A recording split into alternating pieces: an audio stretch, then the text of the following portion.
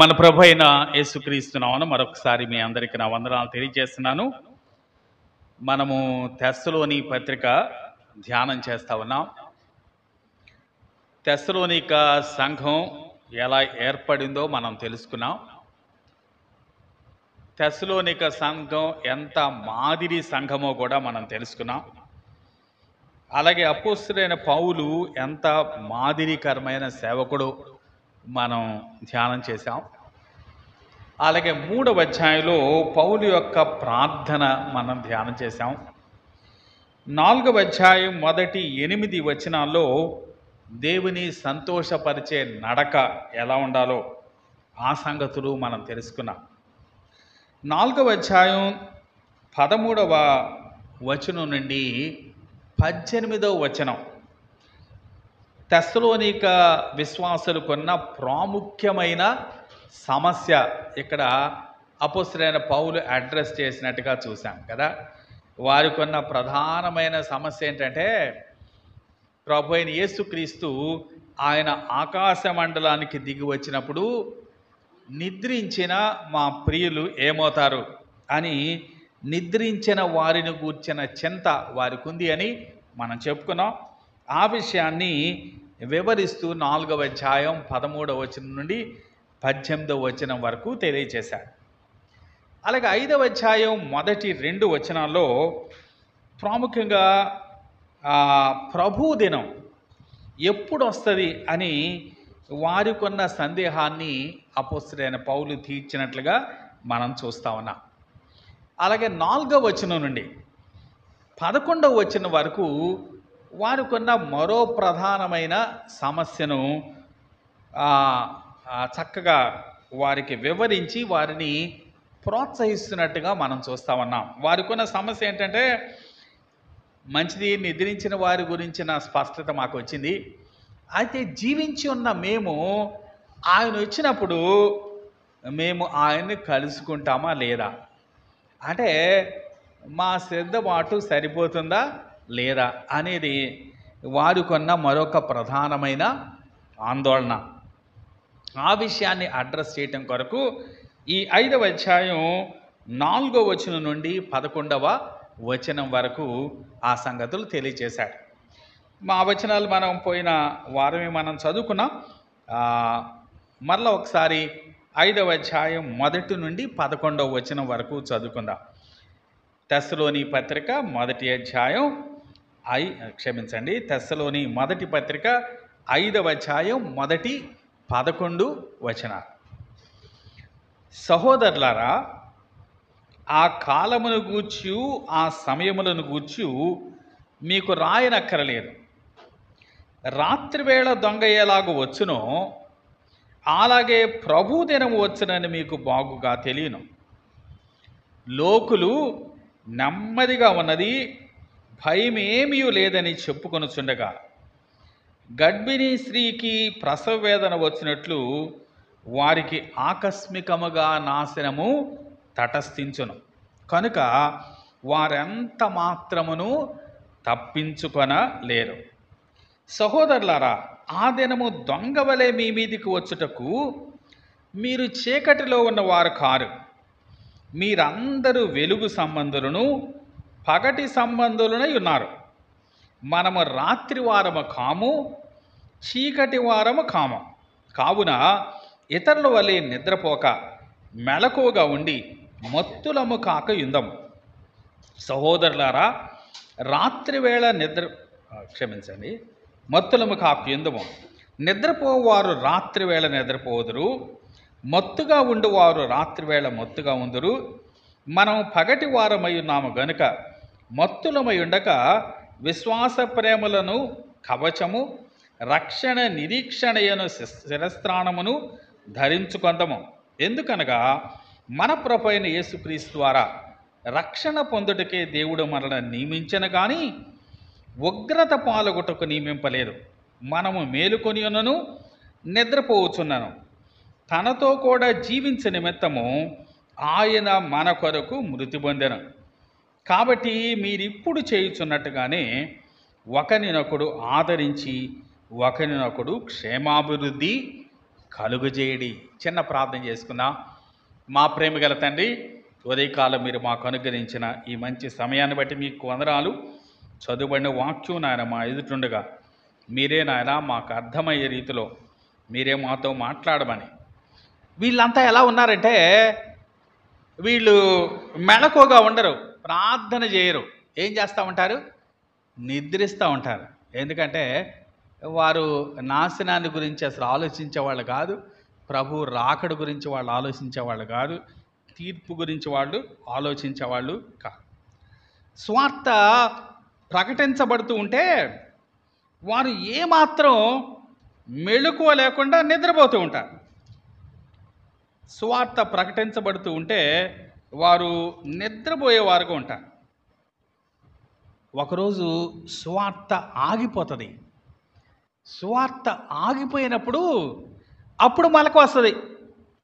దేవుని కుమారుని శబ్దం వినపడుతూ ఉన్నప్పుడేమో వీళ్ళకేమొస్తే నిద్ర వస్తుంది. ఎప్పుడైతే ఆ శబ్దం ఆగిపోతుందో అప్పుడు మెలకు వస్తుంది కదా.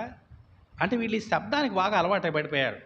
మనుషులు స్వార్థ ప్రకటిస్తామంటే వీళ్ళు అలాగే చెప్తారులే, ఎప్పటి నుంచో వింటున్నాం, చిన్నప్పటి నుంచి పుట్టినప్పటి నుంచి వింటున్నాం, ఈ శబ్దం అలా వినిపిస్తూ ఉంటుంది, మన దారిలో మనం ఉందాం, మనం హ్యాపీగా నిద్రపోదాం అనుకుంటారు. ఎప్పుడు కళ్ళు తెరుస్తారంటే ఎప్పుడు శబ్దం ఆగిపోతుందో అప్పుడు కళ్ళు తెరుస్తారు. నేను ఎడవల్లి అనే గ్రామానికి ఒకరోజు కూడికల కోసం వెళ్ళాను. వాళ్ళ ఊరు పక్కనే ఒక గ్రానైట్ ఫ్యాక్టరీ ఉంటుంది. పగలు రాత్రి భయంకరమైన సౌండ్ వస్తూ ఉంటుంది. తలుపు తీశారంటే కంటిన్యూస్గా రాత్రిపూట కూడా ఆగదు, రాత్రి డే అండ్ నైట్ వస్తూ ఉంటుంది. నేను అడిగాను, మీరు ఎలా నిద్రపోతారయ్యా అన్నాను. అన్నా దానికి మాకు అలవాటు అయిపోయింది, ఎప్పుడన్నా పొరపాటున ఏదో వాళ్ళకి అమాంతరం వచ్చి ఆగిపోతే అప్పుడు మాకు మెలకు వస్తుంది అన్నాను. సౌండ్ అలా ఉంటే మాకు నిద్ర వస్తూ ఉంటుంది, ఎప్పుడన్నా సౌండ్ ఆగిపోతే మాత్రం అప్పుడు మెలకు వస్తాయి అన్న. వీళ్ళు కూడా అంటే స్వార్థ శబ్దం ఆగిపోగానే అప్పుడు వీళ్ళు కళ్ళు తెరుస్తారు. అరేరే, ఇంత జరిగిపోయిందా, నాశనం వచ్చేసిందా, తీర్పు వచ్చేసిందా అని వాళ్ళు కళ్ళు తెరిచేవారుగా ఉంటారు. అకస్మాత్తుగా నాశనం తటస్థించట. లోకాసువార్త 17వ అధ్యాయం 26, 27 వచనాలు చూద్దాం. చూడండి, లోకాసువార్త 17వ అధ్యాయం 26, 27 వచనాలు. నోహ దినములలో జరిగినట్లు మనుష్య కుమారుని దినములలో జరుగును. నోవహు ఓడలోనికి వెళ్ళిన దినము వరకు జనులు తినుచు త్రాగుచు పెండ్లాడుచు పెండ్లికియబడుచు ఉండిరి. అంతలో జలప్రళయము వచ్చి వారందరినీ నాశనము చేసిన. ఏం చేస్తున్నారట వాళ్ళు? తింటున్నారు, త్రాగుతున్నారు, పెండ్లాడుతున్నారు, పెండ్లికియబడుతూ ఉన్నారు. అంతలో జలప్రళయం వచ్చిందట. అంతలో అకస్మాత్తుగా జలప్రళయం వచ్చిందట. తినేవాళ్ళు తింటూనే ఉన్నారు, త్రాగేవాళ్ళు త్రాగుతూనే ఉన్నారు. ఆ తర్వాత మాటలు చూస్తే ఇల్లు కట్టుకునేవాళ్ళు కడుతూనే ఉన్నారు, పెళ్లి చేసుకునేవాళ్ళు చేసుకుంటూనే ఉన్నారు. అకస్మాత్తుగా ఏమొచ్చింది? జలప్రళయం వచ్చింది. మన ప్రభు రాకడ కూడా అలా అకస్మాత్తుగా జరుగుతుందని, ప్రభు దినం కూడా అకస్మాత్తుగా వస్తుందని ఇక్కడ హెచ్చరిక చేస్తున్నట్టుగా మనకు కనిపిస్తాం. మంచిది. లోకులు ఎలాంటి వారో మనం చూసాం. మూడు రకాలైన వ్యక్తులు ఉంటారని చెప్పుకున్నాం. ఒక రకమైన వాళ్ళేమో ప్రభు వస్తున్నాడు కదా ఇంకా పని చేయొద్దు అనుకునేవాళ్ళు. మరొక రకమేమో అసలు ప్రభు రాకడ గురించి ఏమాత్రం ఆలోచించకుండా వారి పనులు వాళ్ళు చేసుకుంటూ ఉండేవారు. అయితే మూడవ రకం వారు యేసు ప్రభు రాకడ కొరకు ఎదురు చూచేవాడు. అంటే మనమంతా కూడా ఎలా ఉండాలో అలా ఉన్నటువంటి వారు. వారి గురించి ఇప్పుడు 4వ వచనం నుండి 11వ వచనం వరకు తెలియచేస్తూ ఉన్నాడు. అందుకని 4వ వచనంలో ఏమని పిలుస్తున్నాడు? వాళ్ళని సహోదరులారా అంటున్నాడు కదా. సహోదరులారా అని వారిని అడ్రస్ చేస్తూ ఉన్నాడు. వారికి అపొస్తలుడైన పౌలు వారిని ప్రోత్సాహపరుస్తున్నాడు. నేను ముందుగానే చెప్పాను కదా, వారికి ఉన్న సమస్య ఏంటంటే మొదటిది, నిద్రించిన వారు ఏమవుతారు? రెండో ప్రధానమైన సమస్య ఏంటంటే, మనం బ్రతికున్న వారం యేసుప్రభు వచ్చినప్పుడు ఆయన్ని కలుసుకుంటామా? మనం బ్రతికున్న వాళ్ళం యేసుప్రభు వచ్చినప్పుడు మనం ఆయనతో కూడా ఉంటామా?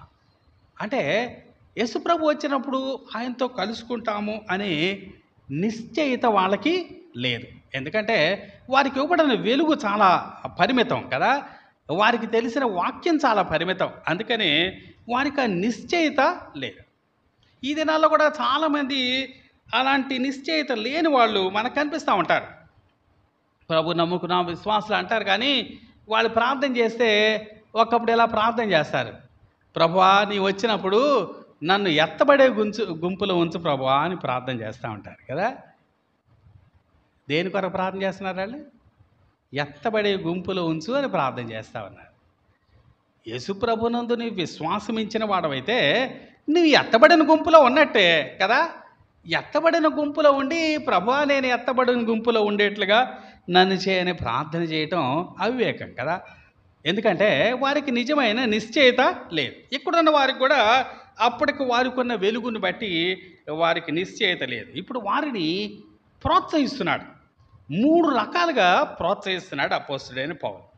3 రకాలుగా ఎలాగ ప్రోత్సహిస్తున్నాడో చూద్దాం. వారు ప్రభు వచ్చినప్పుడు తప్పకుండా ఆయన కలుసుకుంటారని, వారు ఆయనతో కూడా ఉంటారు అని వారిని ప్రోత్సాహపరుస్తూ ధైర్యపరచడానికి 3 సంగతులు వారి ముందుకు తీసుకొని వస్తా ఉన్నాడు. మొదటి సంగతి 9వ వచనంలో చూద్దాం. చూడండి 9వ వచనం. ఎందుకనగా మన ప్రభు అయిన యేసుక్రీస్తు ద్వారా రక్షణ పొందుటకే దేవుడు మనల్ని నియమించను కానీ ఉగ్రత పాలగుటకు నియమింపలేదు. అంటే మొదటి మాట ఏం చెప్తున్నాడంటే, మీరు రక్షణ పొందుట దేవుని నియామకం, ఇది దేవుని యొక్క ఉద్దేశం. అంటే దిస్ ఈజ్ గాడ్స్ అపాయింట్మెంట్.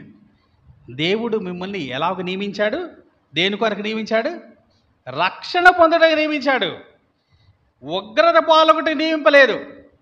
కాబట్టి మొదటి సంగతి మీరు తెలుసుకోవాల్సింది ఏంటంటే, you are by God's appointment. కాబట్టి మీరు తప్పకుండా యేసుప్రభు వచ్చినప్పుడు మీ దేహాలు రక్షించబడి, మీ ఆత్మలు ఇప్పటికే రక్షించబడ్డాయి, ఆ రోజు మీ దేహాలు విమోచించబడి మీరు ప్రభువుతో పాటు ఉంటారు. ఆయన వచ్చినప్పుడు ఆయన ఉన్నట్టుగానే ఆయనను చూస్తారు, మీరు ఆయన్ని పోలి ఉంటారు అని తెలియజేస్తూ ఉన్నాడు. కాబట్టి మొదటి మాట ఏంటంటే దేవుని యొక్క నియామకం, you are by God's appointment. మరొక మాట యోహాను సువార్త 15వ అధ్యాయం 16వ వచనం చూద్దాం. చూడండి, యోహాను సువార్త 15వ అధ్యాయం 16వ వచనం. మీరు నన్ను ఏర్పరచుకొనలేదు, మీరు నా పేరట తండ్రిని ఏమి అడుగుదురో అది ఆయన మీకు అనుగ్రహించినట్లు మీరు వెళ్ళి ఫలించుటకును మీ ఫలము నిలిచుండుటకును నేను మిమ్మల్ని ఏర్పరచుకొని నియమించి తిని. మిమ్మల్ని నేను నియమించాను. దేనికోసం నియమించాడట? చాలా సంగతులు చెప్తున్నాడు కదా అక్కడ. ఏమని చెప్పండి, దేనికోసం నియమించాడట? నా పేరట తండ్రిని ఏమి అడుగుదరో అది ఆయన మీకు అనుగ్రహించినట్లు. 2, మీరు వెళ్ళి ఫలించుటకును.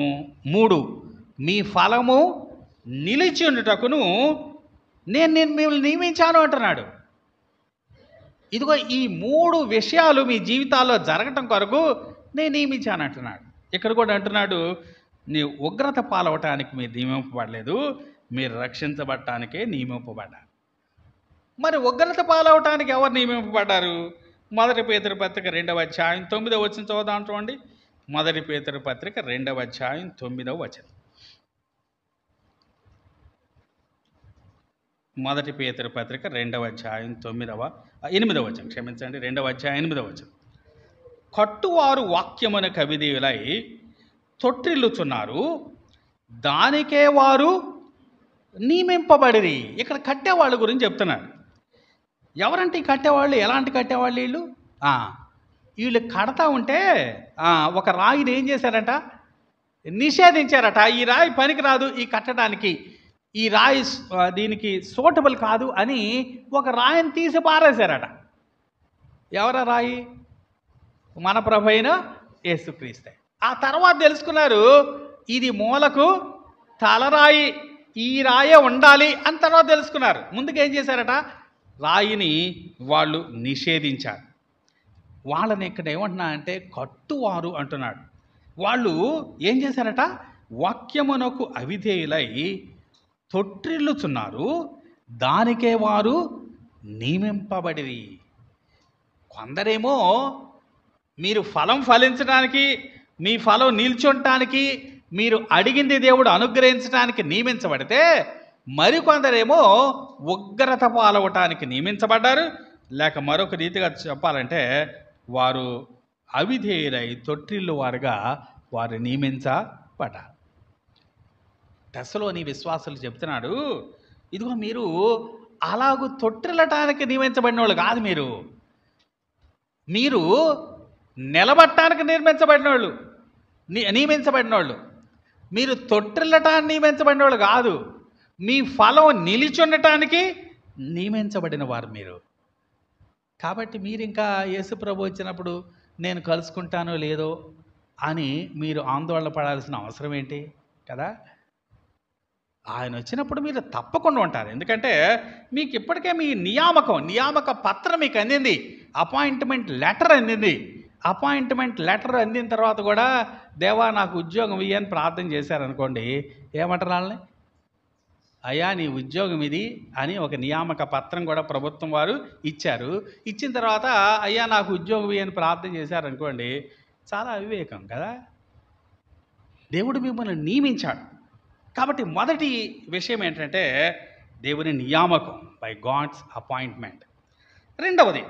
రెండవ ప్రాముఖ్యమైన విషయం ఏంటంటే 4వ వచనం చదువుదాం. 4వ వచనం, సహోదరులారా ఆ దినము దొంగవలే మీ మీదకి వచ్చుటకు మీరు చీకటిలో ఉన్నవారు కారు. దొంగవలే మీ మీదకు వచ్చుటకు మీరు చీకట్లో ఉన్నవారు కాదు.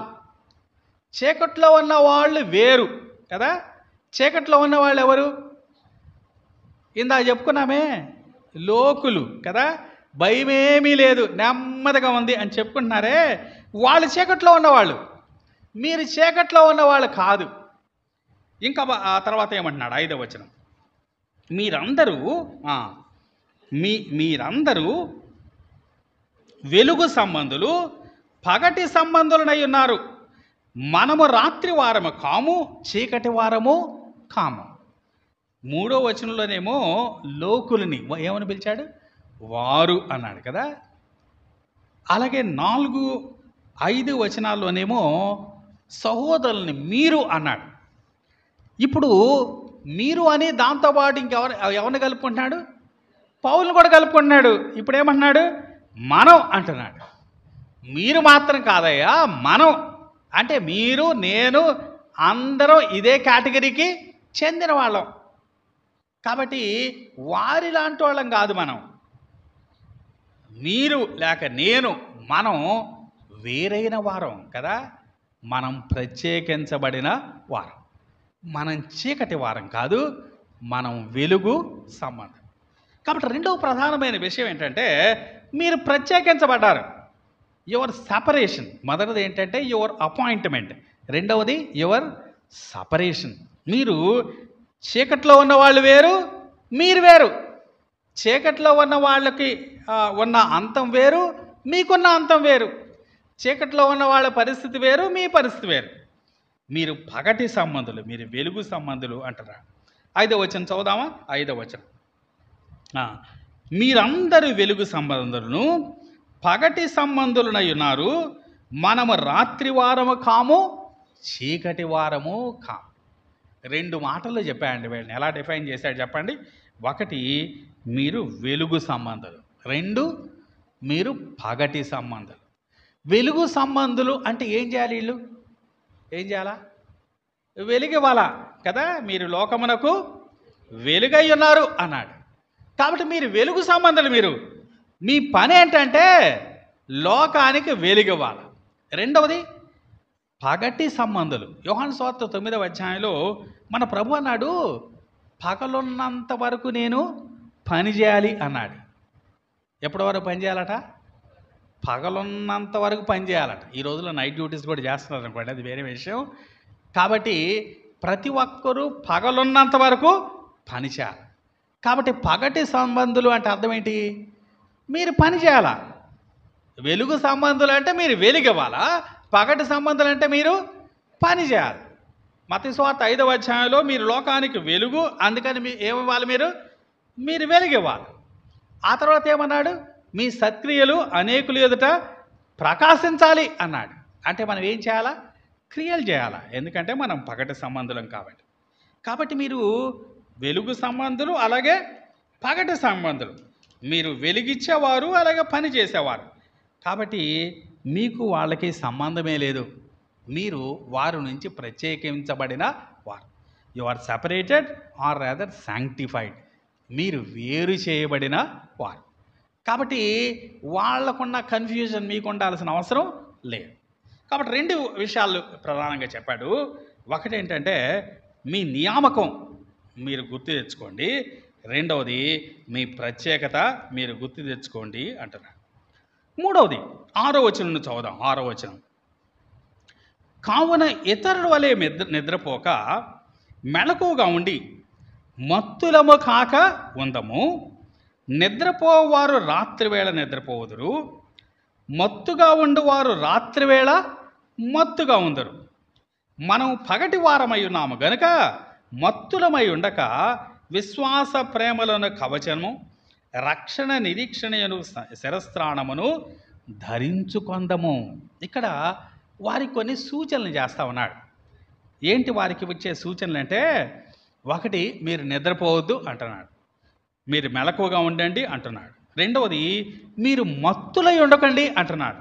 మూడవది మీరు ధరించుకోవాల్సినవి ధరించుకోండి అంటున్నాడు. Be dressed. ఎప్పుడు కూడా మీరు వస్త్రాలు ధరించుకొని ఉండండి. ఏం వస్త్రాలు అక్కడ చెప్పాడు కదా, ఏంటది? విశ్వాస ప్రేమలను కవచం, అలాగే రక్షణ నిరీక్షణను శిరస్త్ర. అంటే ఈ మాటలో ఏం చెప్తున్నాడంటే అపోస్తలుడైన పౌలు, దేవుడు మిమ్మల్ని నియమించాడు, అది ఒక కారణం. రెండవది మీరు ప్రత్యేకించబడ్డారు, అది కూడా కారణం. మూడవది మీరు సిద్ధపడ్డారు, మీ సిద్ధబాటు కూడా. Your appointment, your separation, your preparation కదా. దేవుడు నియమించాడు కదా అని మనల్ని ఖాళీగా ఉండమని చెప్పలేదు కదా. దేవుడు నియమించాడు కదా ఇంకా మన పాత్ర ఏమని లేదు అనటానికి లేదు. మనం కూడా ఏం చేయాలా? సిద్ధపడాలా. Preparation important. కాబట్టి ఈ 3 విషయాలను బట్టి ఖచ్చితంగా మీరు ప్రభువును కలుసుకుంటారు అని వారికి హెచ్చరిక చేస్తూ ఉన్నాడు. కాబట్టి ప్రిపరేషన్ కూడా ముఖ్యం. తెస్సలోనిక ప్రజలు ఆ ప్రిపరేషన్లో ఉన్నారా లేదా? వారికి హెచ్చరిక చేస్తున్నాడు, మంచిదే. ఆ ప్రిపరేషన్లో ఉన్నారా లేదా? ఖచ్చితంగా ఉన్నారు కదా. అది మాదిరి సంఘం అని చెప్పుకున్నాం కదా. 11వ వచనం చూద్దామా? 11వ వచనం. కాబట్టి మీరు ఇప్పుడు చేయుచున్నట్టుగానే, అంటే వాళ్ళు ఇప్పుడు వరకు ఇవన్నీ చేస్తానున్నారు వాళ్ళు కదా. ఎంత మంచి సంఘం అండి. ఇప్పుడు వరకు మీరు చేస్తున్నారు. You are doing good things, continue doing good things. అదే చేస్తూ ఉండండి అంటున్నాడు. ఏమేం చేయాలట? 3 సంగతులు చెప్పాడు కదా. నిద్రపోకూడదు, మత్తులమై ఉండకూడదు, అలాగే మూడవది ధరించుకోవాలి అంటున్నాడు.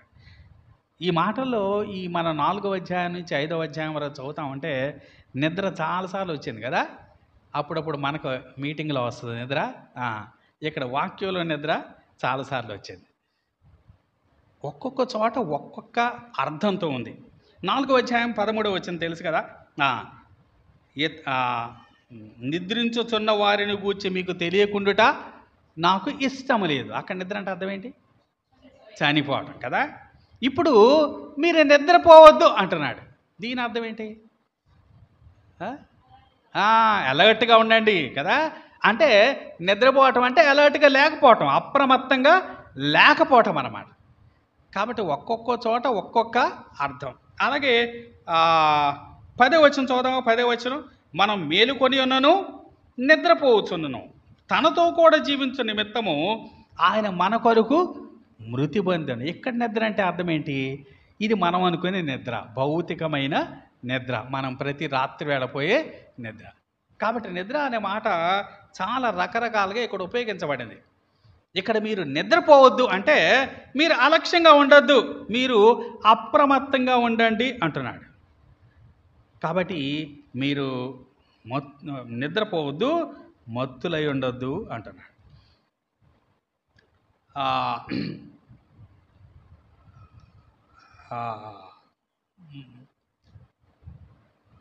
ఒక ఆయన ఇలా అన్నాడు, గర్జించే సింహం కన్నా లోకమనే ఎలుగుబంటి చాలా ప్రమాదకరమైంది అన్నాడు.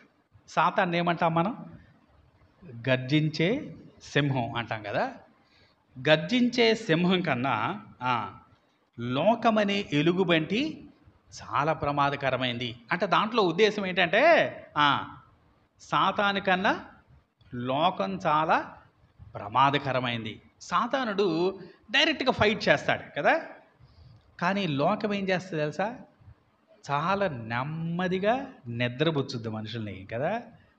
చాలా స్లోగా నెమ్మదిగా ట్రాక్ నుంచి తప్పిస్తుంది. మీరు ట్రాక్ తప్పారని కూడా మీకు ఎప్పుడు తెలియదు కదా. నిద్రలో జారుకుంటారు, అలాగే నెమ్మదిగా జారిపోతారు.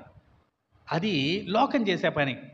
కాబట్టి సాతానుడు గర్జిస్తాడు, కానీ దానికన్నా ప్రమాదకరం ఏంటంటే లోకం మిమ్మల్ని నిద్రపుచ్చి మిమ్మల్ని డైవర్ట్ చేస్తుంది అంటున్నాడు.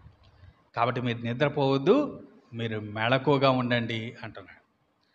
నిద్రపోయిన వాళ్ళు నష్టపోయారు కదా. అది భౌతికమైన నిద్ర అవ్వచ్చు. భౌతికమైన నిద్ర కూడా ఒక రీతిగా ఏం చెప్తుంది? భౌతికంగా నిద్ర అవసరానికి మించి నిద్రపోయామనుకోండి ఏం చెప్తుంది?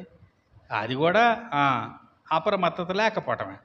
ఒక ఆయన నిద్రపోయి ఏమయ్యాడో చూద్దాం. చూడండి, న్యాయాధిపతుల గ్రంథం 4వ అధ్యాయం 17వ వచనం చూద్దాం. న్యాయాధిపతుల గ్రంథం 4వ అధ్యాయం 17వ వచనం.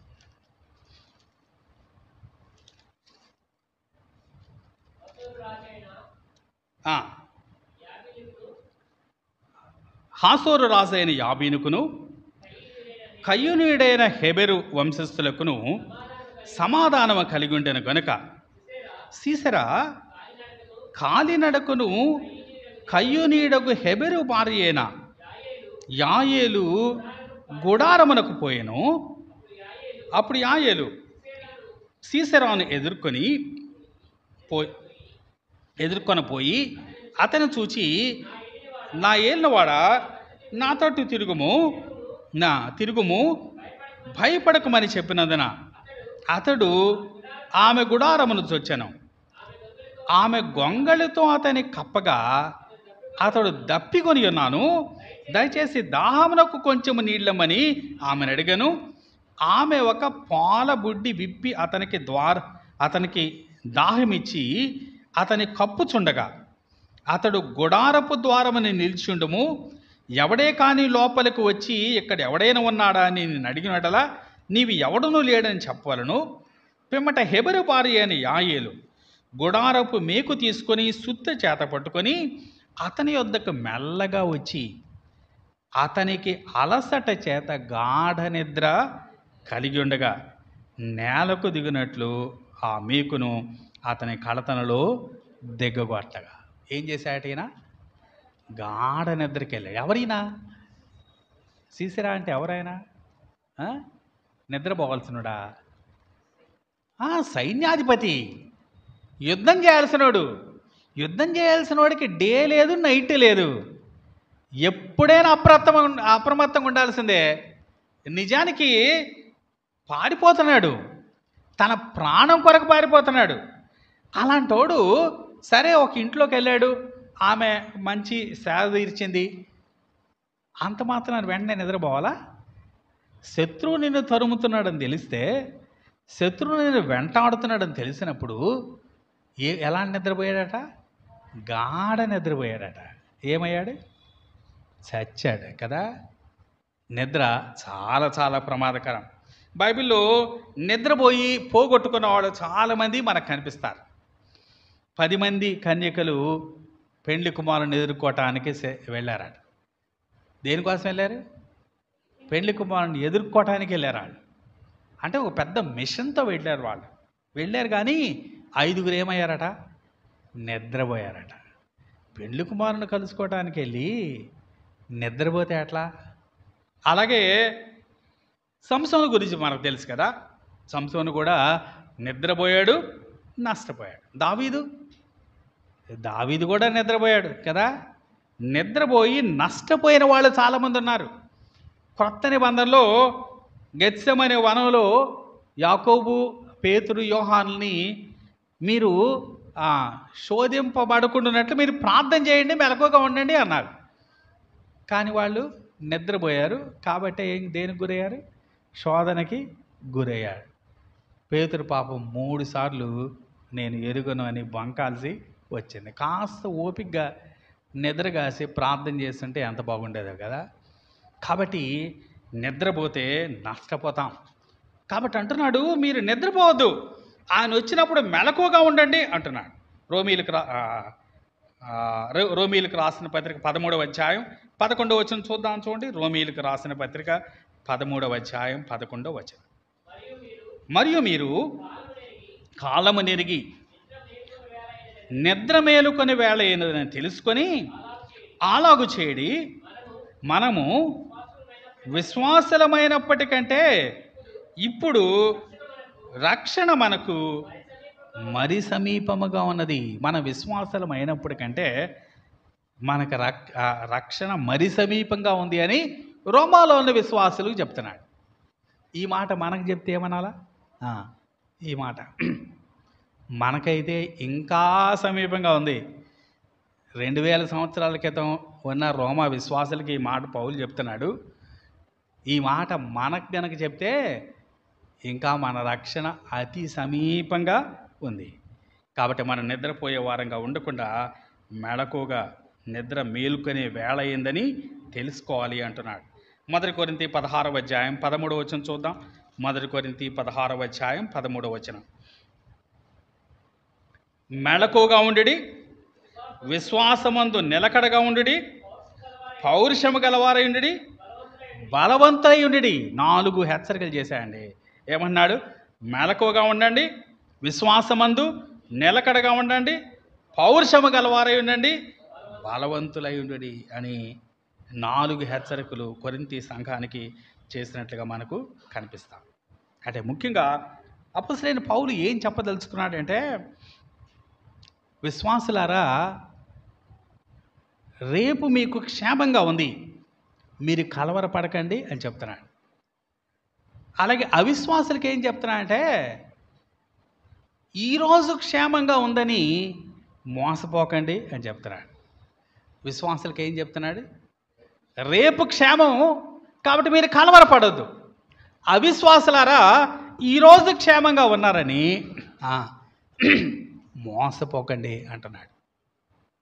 ప్రియమైన స్నేహితురా, ఈ మధ్యాహ్న కాలం ఆ 2 గుంపుల్లో ఏ గుంపులో నువ్వు ఉన్నావో? మోసపోయే గుంపులో ఉన్నావో, లేకపోతే కలవరపడవద్దు అని హెచ్చరిక చేసే గుంపులో ఉన్నావో నీవు తెలుసుకోవటం ఎంతైనా అవసరం. కాబట్టి వారికి ఎలాంటి సిద్ధపాటు వారికి ఉండాలో వారికి తెలియచేస్తా ఉన్నాడు. నిద్రపోవద్దు, ఇంకో మాట ఏమన్నాడు? మత్తులై ఉండొద్దట. నిద్ర మరీ ఎక్కువైతే ఏమవుతుంది? మత్తుకి వెళ్ళిపోతుంది కదా. కాబట్టి మీరు నిద్రపోవటమే చాలా ప్రమాదకరం, మత్తులై ఉంటే ఇంకా ప్రమాదం అంటున్నాడు. మత్తులై ఉండొద్దు అంటున్నాడు. మత్తులై మీరు సోమరులుగా ఉండొద్దు అంటున్నాడు. ఒక మాట చదువుదామా? యెషయా గ్రంథం 42వ అధ్యాయం 25వ వచనం చూద్దాం. యెషయా గ్రంథం 42వ అధ్యాయం 25వ వచనం. కావున ఆయన వారి మీద తన కోపాగ్నియు యుద్ధ బలమును కుమ్మరించెను, అది వాని చుట్టూ అగ్ని రాజేసెను, అయినను వాడు గ్రహింపలేదు, అది వానికి అంటుకొనిన కానీ వాడు మనసును పెట్టలేదు. ఇక్కడ ఒకడుగా కనిపిస్తా ఉన్నాడు. ఇక్కడ పండుకొని నిద్రపోతున్నాడు వాడు. వాడు నిద్రపోతూ ఎంత మొత్తం వచ్చిందంటే ఆయన ఏం చేశాడట, అగ్ని రాజేశాడట. అగ్ని రాజేస్తే వాడికి అసలు ఏమీ అనిపించలా, కనీసం సెక్క కూడా తగల్లా. కొంతసేపటికి ఏమైపోయింది, అగ్ని రాజు చేసినప్పుడు ఏమనిపించలేదు. ఇప్పుడు ఎక్కడి దాకా వచ్చింది అగ్ని? వాడికి అంటుకుంది. వాడికి అంటుకున్న కదలకలేదు, అగ్ని అంటుకున్న కూడా కదలకలేదట. చివరి వాడు మనస్సున పెట్టలేదు. నెక్స్ట్ స్టెప్ ఏం చెప్పండి, వాడు కాలిపోవటమే కదా. కాబట్టి మత్తులై ఉండకండి అంటున్నాడు. సామెతలు 24వ అధ్యాయం 30వ వచనం చదువుదాం. సామెతలు 24వ అధ్యాయం 30వ వచనం. సోమరి వాని చేను మీరు దాటి రాగా, తెలివి లేని వారి ద్రాక్ష తోట మీరు దాటి రాగా, ఇదిగో దాని ముళ్ళ తొప్పులు కలిసి ఉండును,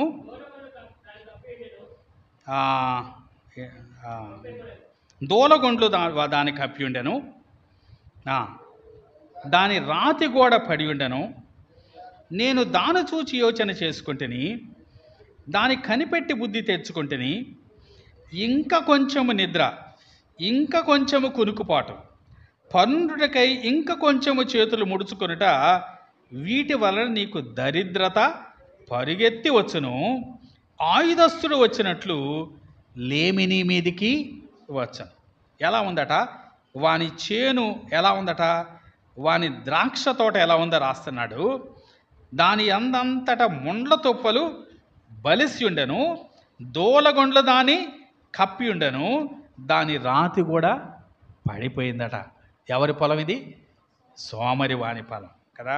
మనం మత్తులంగా ఉంటే ఎంత నష్టపోతామో దీంట్లో కనిపిస్తాం. కాబట్టి మీరు నిద్రపోవద్దు, మీరు మత్తులై ఉండొద్దు. మూడోది ఏం చేయాలి, మీరు ధరించుకోండి అంటున్నాడు. ఏం ధరించుకోవాలట? విశ్వాస ప్రేమలనే కవచాన్ని, రక్షణ నిరీక్షణ అనే శిరస్త్రాణాన్ని ధరించుకోవాలి అంటున్నాడు.